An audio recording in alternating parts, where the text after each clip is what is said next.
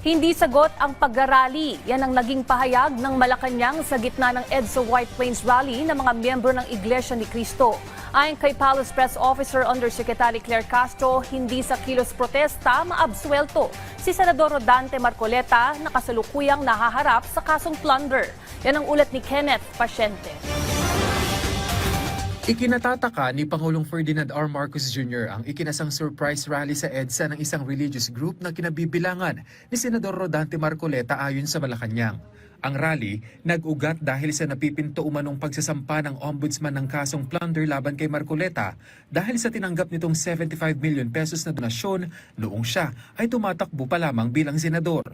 Punto ng palasyo, hindi sagot dito ang pagsasagawa ng kilos protesta.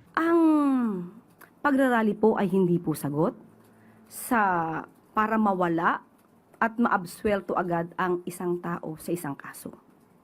Ang pag-absuelto ng isang tao ay sa korte. Hindi po ito madadaan sa rally. Gayunman, binigyang diin ng Malacanang na iginagalang ni Pangulong Marcos Jr. ang freedom of expression at assembly ng mga rallyista at iginiit na kaisa nila ang Pangulo sa pagtataguyod ng transparency at accountability. Pero ibang usapan na kung may pang-aabuso at karahasan. Maaari nating masabi kung may pang-aabuso kung nakakaapekto na sila ng ibang tao.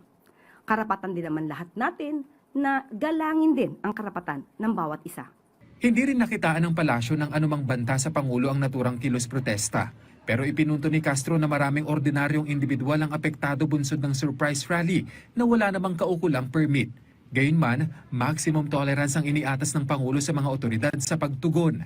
Paiimbestigahan naman anya ang mga mapatutunayang umabuso sa naturang rally. Kung may lumalabag sa batas ay dapat din ipatupad ang batas. Sino ba yung maaaring ng gulo?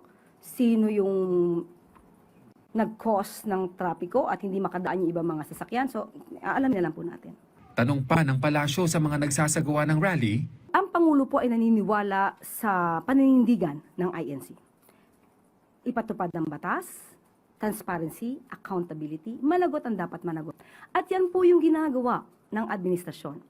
Kung dapat managot ang isang Senator Marcoleta na nagkataon na miyembro ng INC, hindi po ba dapat na i-push din natin yon dahil lahat naman tayo dito ay dapat na naniniwala sa pagpapanagot ng mga di umanong gumawa ng krimen or paglabag sa batas.